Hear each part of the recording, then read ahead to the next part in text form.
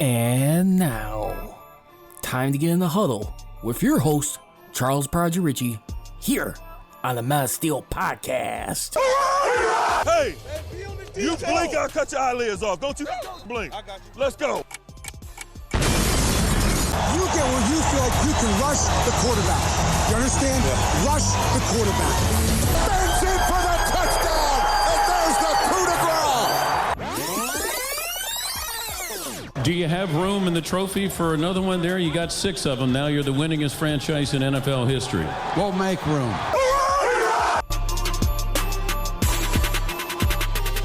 And good afternoon, everyone. Welcome to this edition here of Show Blitz here of the Mass Steel Podcast as we're getting ready for the Pittsburgh Steelers versus Green Bay Packers pregame show. As Pittsburgh Steelers will be traveling down to Lambeau Field this afternoon to be taking on the Green Bay Packers, who are 2-1, and the Steelers flip the switch on that one, the opposite, 1-2 right now. Right now, as the Steelers are able to win this game, they can pull in the 2-2, which Packers would also drop to that same record as well. A lot at stake right here so far. It's been a tumultuous offseason so far. I mean, concerns surrounding the offensive line, a lot of hesitation, a lot of grass cause for concern right now. But you got to look at it right now as this right now. Mike Tomlin, as long as he is still the head coach, he will continue to keep this team fighting. The only question is, will he decide to pull the plug on Ben Roethlisberger a little bit sooner, not just from a performance standpoint, but also just from a health standpoint? I mean, can Ben be able to keep up with this offensive line right now? We see him still put up the numbers, I mean, later in games, but as far as like keeping them protected, and on top of barely not having enough running lanes, we shall find out. Anyway, once again, you guys can follow me on social media. You guys can follow me on Twitter and Instagram. On Twitter, it is simply at MassSteelCJR. And on Instagram, it is at MassSteelNation right now. Steelers go against the Green Bay Packers. Packers lead the all-time series right now against the Steelers right now.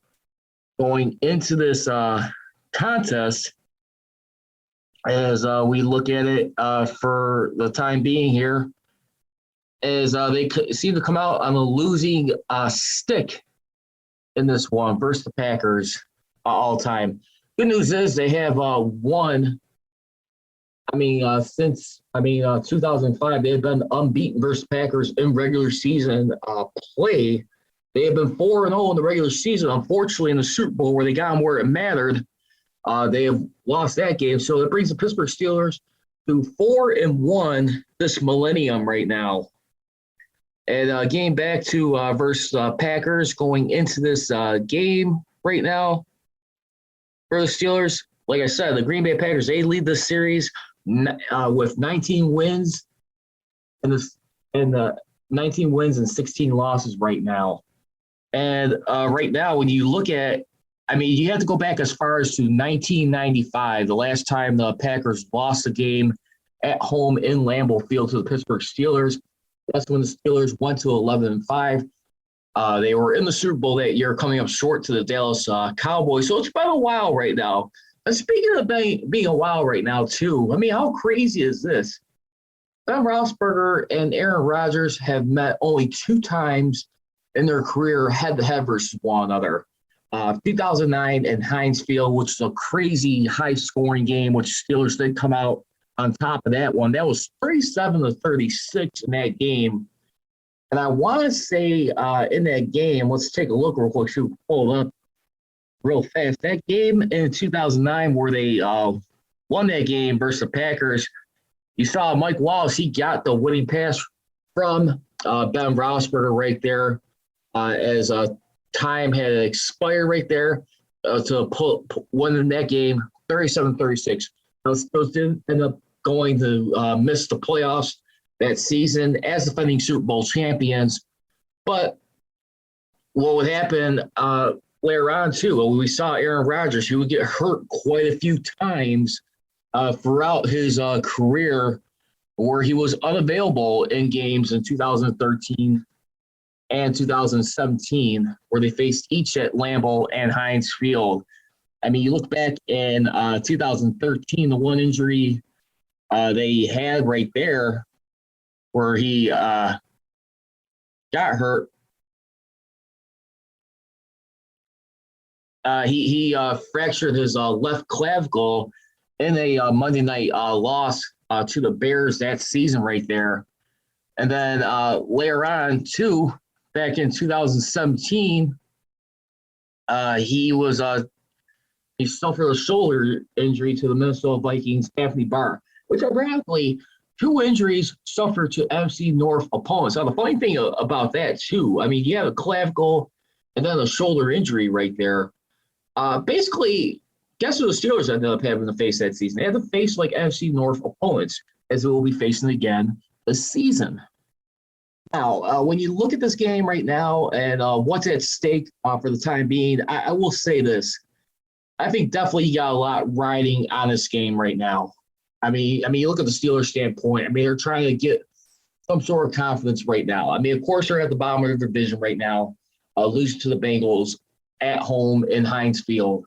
But then the Bengals also just won a crucial game versus the Jacksonville Jaguars right there this past Thursday night, as the Bengals, they defeated the Jaguars 24-21 in that contest right there. I mean, basically, and you look at it right there. I mean, for the Week 4 matchup in that game, you saw Evan McPherson nail a 35-yard field goal to win that game 24-21 for the Bengals right now. They're still in first place right now. So if the Steelers lose this game, they could end up being 2 games behind the Bengals. You want to try and keep this at 1 game so far for right now. They got a game and a half lead on them right now for the time being. So this is going to be very vital right now, if you ask me, because guess who you got coming out following this game? They're going to be in Heinz Field versus Denver Broncos, and then also once again at home versus Seattle Seahawks. And then you're going to have your bye week where they'll be facing the Cleveland Browns in Cleveland. So if there is a time right now where they really need to get going, the time is definitely right now, shall I say more, for this contest. They're going to be having 4 games here. I did mention it is the month of October right now.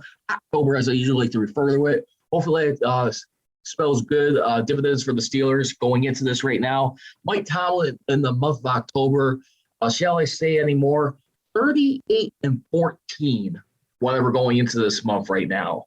Last 5 seasons back in 2016, the Steelers are 14-4 lifetime. They're 16-8 on the road in October.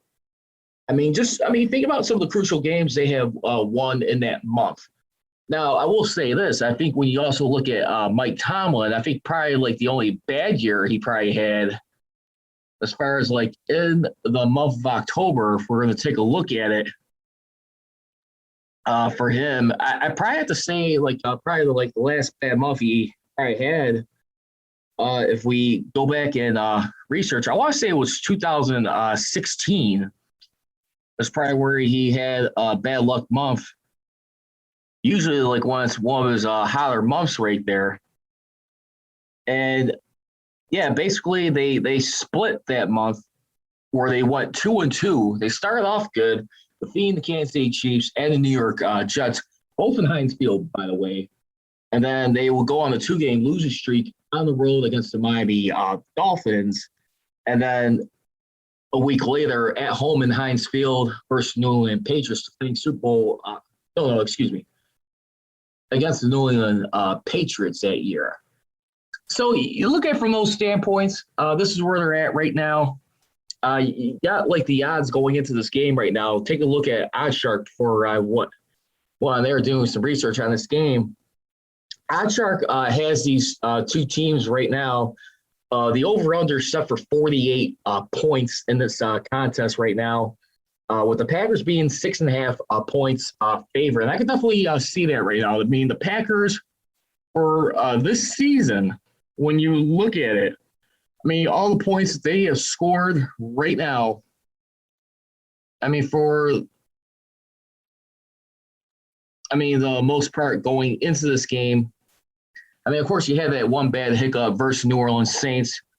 Seems like it's water on the bridge. Seems like it was just yesterday how they lost that one, only scoring 3 points in that contest.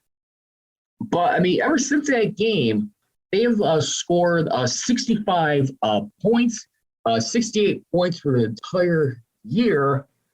I mean, making the Packers right now about 24 points a game when you look at it.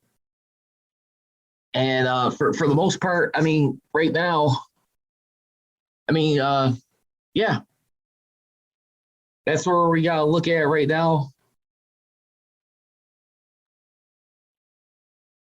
For this year, going into this game, about over like 23 points a game, basically. So, excuse me, not 24, 23 points a game. We already know what Aaron Rodgers is capable of. Of course, I mean, you look at the whole offseason right now, he's definitely pondering a lot where he was going to possibly be not wanting to come back to the Packers. He was pretty hesitant and very strong his demeanor up until that point right there. Definitely a lot of feelings were hurt. I mean, needless to say, throughout this whole entire process right now. And it was just really curious. I mean, was he ever going to consider coming back? I mean, playing for the Packers again. I mean, we just did not know. I mean, for this time. I mean, he was hosting Jeopardy at that point. To show you, like, where his mind was at. I mean, some people were possibly wondering if he was preparing for his retirement a little bit early. Also playing golf with Tom Brady throughout the season. Same guy who he lost to in the NFC Championship game. And you think of a guy like Aaron Rodgers right now. I mean, you look at the tale of two quarterbacks right now. You got a guy like Aaron Rodgers right now who feels like he's done more than enough share for this franchise, position themselves in a winning culture. But not only that, I mean, just feels like he's being slighted in a way where he's being disrespected and not getting enough, like, being welcome for ideas he's trying to bring to the team to try and improve them overall as a whole. I mean, listen, I mean, you're going to have these moments right now. I think for the most part, when you look at it, you digest. I mean, this is a business at the end of the day, yes. But I think one of the things you do not want to make when you got like a team that's so historic as Packers, but when you also got people, I mean, just stars in a general sports franchise that have proved to bring so much success and a lot of contributions. The last thing you want to do is rub your top premium talent, your cornerstone stars of this franchise. Last thing you want to start doing is rub them the wrong way. I mean, at some point, I think do start to set a bad precedent for what's come in the future of this organization. Now, when you look at a guy like Aaron Rodgers, I mean, who still insisted, he still wants to finish his career as Green Bay Packer, I mean, for the most part. I mean, Aaron Rodgers, for right now, I mean, when you look at it, I mean, he is still signed right now. He's still under contract right now through the 2023 season right now. And he just recently restructured his contract, converting $14.46 million of his salary into a signing bonus. And the Packers are adding a voidable year 2023.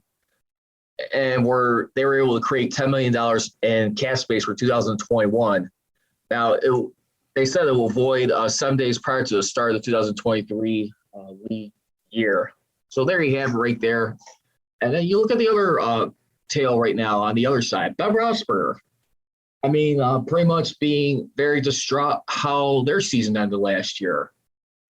I mean, when you look at like losing 5 out of your remaining 6 games, I mean, in that span, I mean, do everything the way it ended ugly. 5 out of your 6 remaining games. I mean, and then just, yeah. It just doesn't get any worse than that. And then just losing 4 of remaining 5 regular season games. I mean, during that time. I mean, it was definitely a bitter taste right there. I mean, you lose your right-hand man and Marquise Pouncey, your center right there. Definitely very hurt. New offensive line. You had Alejandro Villanueva. who got released. I mean, he went over to the Baltimore Ravens. Then you also had David DeCastro. He got released for a non-football related injury. We got like a brand new offensive line right now, which is clearly showing some communication struggles right now. So let's go take a look at the roster right now. According to Dale Lally of DK Pittsburgh Sports, Scott Novak's crew right now, they're working the game for today's contest. They called 60 penalties in their 3 games this season, and where they called 20 per game. He's refereed the Eagles and Falcons game this year. Were in that game 32-14. Washington football team and New York Giants 29-11. And Lions and Ravens game right there. We saw it in a controversial fashion right there where they put extra seconds back on the clock when it looked like the time had already hit 0 when the ball was still in Lamar's hands or the ball was being released. Whatever the case was, it still set up a game-winning field goal, 66 yards by Justin Tucker right there. I mean, for this season right here. And they're able to escape that game right there. Yeah, the win. I mean, not a decisive win, but a win nonetheless over the Detroit Lions right there. Yeah, 66 yards, which I understand seems to be the longest in NFL history for that moment. And you take a look at it. And, yeah, it's definitely right now got its points right now. I mean, for most part, but you're also looking at it right now, sense of urgency, to say the least, as we take a look at everything going into this contest right now. I mean, you look at everything else in this season. Green Bay Packers, they're in first place. Steelers are quite the opposite. They are worse in their division right now for the prospective teams. And definitely some tough sledding along the way, as I just mentioned. But anyway, speaking of which, going into this, the inactives for today's game, Missy Matthews, the Steelers team reporter and also host Steelers Live, has mentioned at the Steelers today, it will be without wide receiver Chase Claypool. He has been out. He's been downgraded to out yesterday due to a hamstring suffered in practice on Thursday, as well as defensive tackle Carlos Davis, who has a knee injury, right tackle Chukwuma Okorafor, concussion, and guard Rashad Tower ankle are ruled out for this game. So definitely not the best of sledding, but the good news is, too, Miss Matthews did report that Zach Barron was one of 3 players who returned to practice on Wednesday from the reserve and injured list. So once a player is able to return to practice and they're on the 53-man roster after September 1st, basically, I mean, this has been a popular rule. It's been back for the second straight year where a team has 21 days to activate them on the active roster. If it's not after 21 days, usually like the day after that 21st day, I want to say, I don't think they're able to be eligible to play for the regular season or the playoffs. An unlimited number of players can return to practice and are eligible after missing only 3 weeks. And like I said, I mean, after missing 3 weeks, they're eligible to return to practice. From there, they'll have 21 days to activate that player on the roster. And right now on defense, according to Dale Line, now this is where the good news starts to take a little bit. Hopefully this will be a sign for today. I mean, when you look at Steelers, they'll be getting outside linebackers back in today's game. And boy, do they need these 2 guys, because I've definitely seen the difference like in the pass rush the last few games, especially last week. I mean, who would have thought that they would have no sacks versus the Bengals? Definitely a new look Bengals team. No joke for right now. But right now they're getting back TJ Watt and Alex Highsmith. And when you really look at it too, I mean, for the overall consensus of this game right now, I mean, how important is that? I mean, it was definitely huge for right now. Because, I mean, when you look at, like I mentioned not too long ago, Keith Butler, who is currently the defensive coordinator, I mean, for this team right now, I mean, you had like most of your sacks since the years he's been defensive coordinator has come from the edge rushers, more particularly your outside linebackers. I mean, basically, for right now. And this is where you have to like be a little bit careful right now. I mean, if you're the Steelers, I mean, in this predicament here, I mean, you gotta be just playing a lot more smarter here.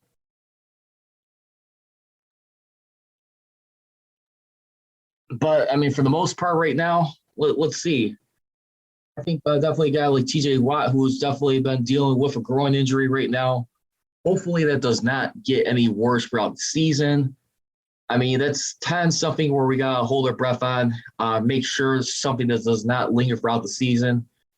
Remember, he's been having a good guaranteed contract. I mean, prior to the start of the regular season, he has been taken care of. I mean, which is good news right now. But for the most part, too, I mean, listen, I mean, when you go through what the Steelers have been doing right now, I just don't understand the thinking. Here's the part that just drives me a little bit crazy is like how you blitz less the first game for the Buffalo Bills. Blitz only one time after 56 quarterback dropbacks right there. And you look at that game, I mean, think about it. They played a very good, spectacular defensive game in that contest. I mean, listen, I mean, for that game right there, I mean, still giving up 371 yards. I mean, whole passing of 254 yards, kept that under 300 yards passing, but still had 3 sacks in that game just for blitzing one time. I mean, and still, I mean, and then not only that, too, I mean, in that contest, look what also happened, too, the penalties right there. They were playing some disciplined football in that game. Only 5 penalties versus the Buffalo Bills, 8. And that was it right there. So, I mean, yeah, it was definitely not the prettiest of games right there. Of course, Najee Harris didn't have his best debut, but overall as a team, they did rush for, 75 yards off 21 carries. Thanks to large part, I mean, of course, Najee Harris, I mean, he didn't have his best debut. I mean, 60 carries for 45 yards, but Chase Claypool had 1 carry for 25 yards off of a great play in that game. And there we have it right there. So you also look across, like, the division right now, going into this matchup right now, I mean, for today. I mean, outside of it, I mean, the Bengals have already beat the Jaguars right now. So you look at this year right now, I mean, who else you got around the scope right now? I mean, when you look at, like, your opponents who are going to be facing off right now, you're going to be having the Baltimore Ravens this week going into this matchup right now. Baltimore Ravens, they're going to be facing the Denver Broncos in Denver at Empower Field at Mile High. And they're going to also be having the Cleveland Browns right now facing the Minnesota Vikings in Minnesota at US Bank Stadium. That's going to be a noon game. That's going to be starting off in less than a few minutes here. So I'd like to hear your thoughts. I'm getting ready to go right now to switch into this portion of the podcast right now as we look at, I mean, let's just real quick before we're going further, the offensive line right now. According to analyst Merrill Hodge, who contributes for the Steelers, former analyst for NFL on ESPN, he says the issues stem for 2 things, line's cohesion and mechanics. And then he says definitely when watching them on film study, he said like right there when who makes an appearance on WDBE weekly, he says that they went back to a lot of blocking schemes. Their pad level is so high that they get no movement. They're blocking with their chest and they're doing a dance at the line of scrimmage. You can't run the ball like that. Even when you got 2 guys on 1, they get no movement. And then they don't come off and block another guy. And then about 30% of the time, they miss an assignment, so they have somebody accounted for. So, I mean, excuse me, that definitely explains a lot as far as like what you're seeing being like produced from this offensive line right here, which needs to be a heck of a lot better.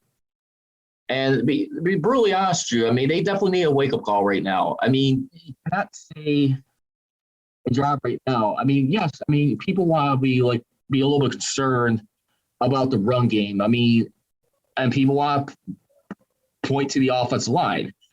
Get that. But the problem is, too, you have to hold one of your assistant coaches outside Mike Tomlin accountable for that. And one guy who I'm definitely looking at, who's supposed to be help making an improvement on this. When you look at the coaches here they got, one guy in particular I'm looking at for this year is Adrian Clem. It has done nothing so far, but also another guy on here who I get a little frustrated with when I'm looking at, as far as coaches, Eddie Faulkner. 3 years, I believe, with the Steelers right now.